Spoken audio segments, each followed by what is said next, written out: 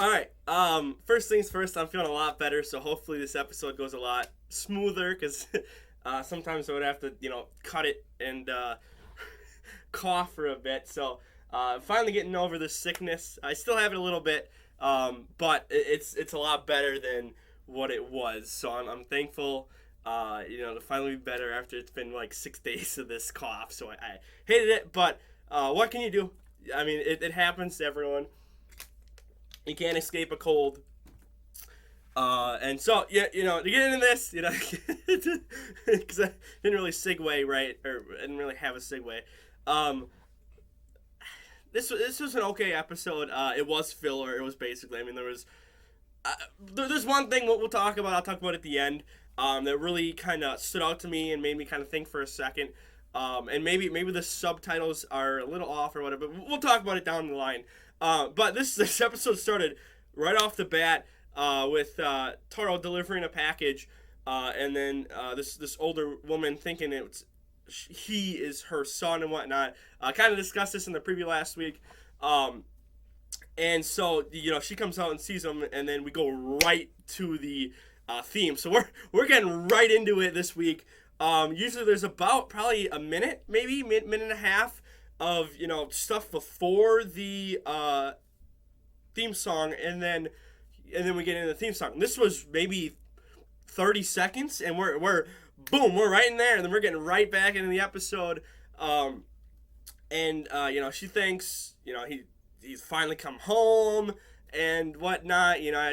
Hasn't seen her son in I think it was like years or something like that, and and he tries to tell like, hey, like I'm not your son and whatnot, and eventually it's back to the cafe, but the woman doesn't believe her. Oh my god, and still got it, but it is what it is. The Don brothers basically come up with the plan of, hey, like just pretend to be her son for now. We'll try to bring her joy because she visited Don Blue, kind of asking for advice and whatnot. To see her son again and whatnot. So Don Blue kind of wants to help her out. So they come up with this plan where one ear, there's an earring, or I guess it kind of hid behind the ear of a camera. The other ear, there's a microphone so that Don Blue can speak through to the mother, and then Taro just kind of makes hand gestures like, "Hey, I'm sorry, for being gone for so long and whatnot," and kind of just moves his mouth, and it's one of those like old-fashioned movies where lip syncing doesn't match up, so he's just kind of like going like this. And while Don Blue's talking, and it's not really matching up at all. And he's trying to, and it's not working out that well. So I found that funny. So they kind of start this plan, and they realize, and then she kind of asks him like, hey, like, will you play piano and whatnot? So he kind of gets out of there, and then we cut to the monster, which we aren't supposed to know who it is. Oh my god, it's still here. Monsters attacking people, and then Don Black shows up, helps the kid move out, or helps the kid dodge an attack, and then they turn around, and the monster's gone. And I almost had this thought of, is Don Black gonna say something along the lines of like, did that really happen?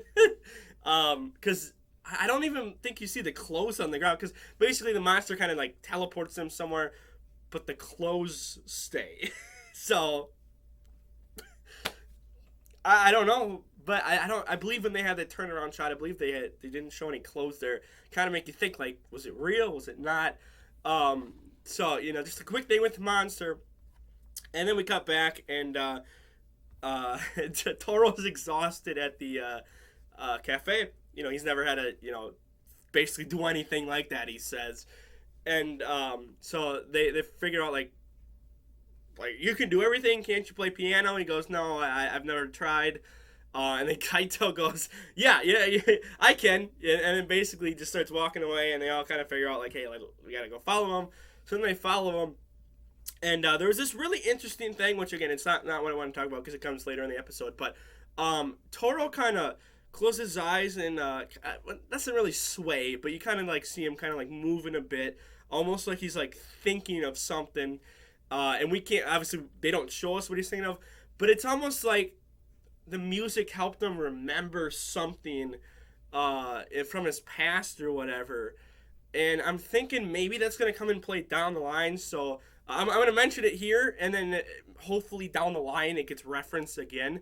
But it was set up in this way where they focused the camera on him, go back to Kaito and him playing, and then focus back, and his eyes are closed, and you see kind of like a back shot behind everyone, and you kind of see like Toro going like this and whatnot. But you obviously see the back of him, and it felt like this is going to come in play down the line. So we'll see. But they set up something here, and I'm hoping they pay it off down the line. So then we go we go back to the woman's house, and they decide, like, let's go get you a tux so you can play. Because they were all confused as to why Kaito was wearing a tux when he was doing it, but then they decided, like, hey, let's do the same thing for you, for the mother and whatnot. Kind of get all dressed up to play and whatnot. But then they don't, because then they go for a walk through this park, and this is where everything gets screwed up. I was waiting for it. This is where it happened. Don Blue cites a haiku. And the mother's like, what the heck? Like, what are you doing? That's so stupid. What is wrong with you? I don't want you to live like that. I want you to just, like, live free and all this other crap. And so, behind the scenes in the cafe, Don Blue storms off. He's like, you know what? Screw you. He doesn't say that, but he basically implies it. Like, hey, I'm tired of you. Walks out of the cafe, gets all mad. He'll come back and play later. And he's who I want to talk about later. So then they're scrambling. They're like, what the heck are we supposed to do? So then Don Pink takes over, and he took it was 5 minutes. 5 minutes in the episode where he had control of the mic, and he lasted longer than I thought. Because they go to a cafe, they start sitting down, they order drinks and whatnot, and then suddenly Don Pink just starts blabbering on, starts going, yeah, I'm married. I'm married. And you basically kind of see him reflected of him actually talking to his mother, kind of behind the scenes, because he implies, like, hey, like, my mother didn't like me, didn't like me getting married, and blah blah blah. And it's the same thing with this mother here. So they kind of get into an argument, and he basically slides the mic over and is like, you know what, screw you. If you don't approve of me, I'm out of here. And he takes out, again, 5 minutes. He lasted longer than what I thought he would. And then I was thinking, oh God, here we go, because then Daniela is the only one there. And I'm thinking, oh God, she's going to take over the mic. She's going to have obviously a girly voice. And the mother's going to notice something's up because the voice changed 4 different times. But she doesn't do that, because she decides, you know what, let's go there and pretend to be the wife. And so she uses, obviously, the Dawn Blaster, opens up, one of those doors you can only see with the glasses on, goes through the park, pops up. They basically, he pulls Toro to stand up, and then basically says, like, hey, like, I'm the girl, and the mother goes, you're a little young. and so Daniela's like, well, it is what it is. Love is love. Okay. Obviously it was, I took it, I thought, just my mind went off the rails with that. But then they try to, or Daniela's like, hey, like, Tori gotta say it, like, hey, like, we're married and whatnot. Obviously, he falls over, dies, because, again, he can't tell a lie. And mother checks his pulse, realizes, hey, there's no pulse. Starts to think that Daniela poisoned him or did something to him. And that's when we hear the monster. We hear a big boom in the background, in the not behind the scenes, but behind behind them and whatnot. And Toro wakes up. So apparently, because I think it's usually like, 5 minutes he dies on screen or whatever. But apparently if he hears a monster, then he'll just snap out of it. He'll come back to life. So this is what, like the 4th time. I forgot to keep track of the counter. I got to go back and figure out how many deaths we're at, because it's been about 4 episodes since he died. So I got to go back. I'm gonna try to keep a counter of that. And I'll probably put something in my phone or something. But they go up to fight, and this is when they're about to transform, and the mother pops up and starts swinging her purse at the monster. And we see, this is when you realize, like, hey, the monster is her son.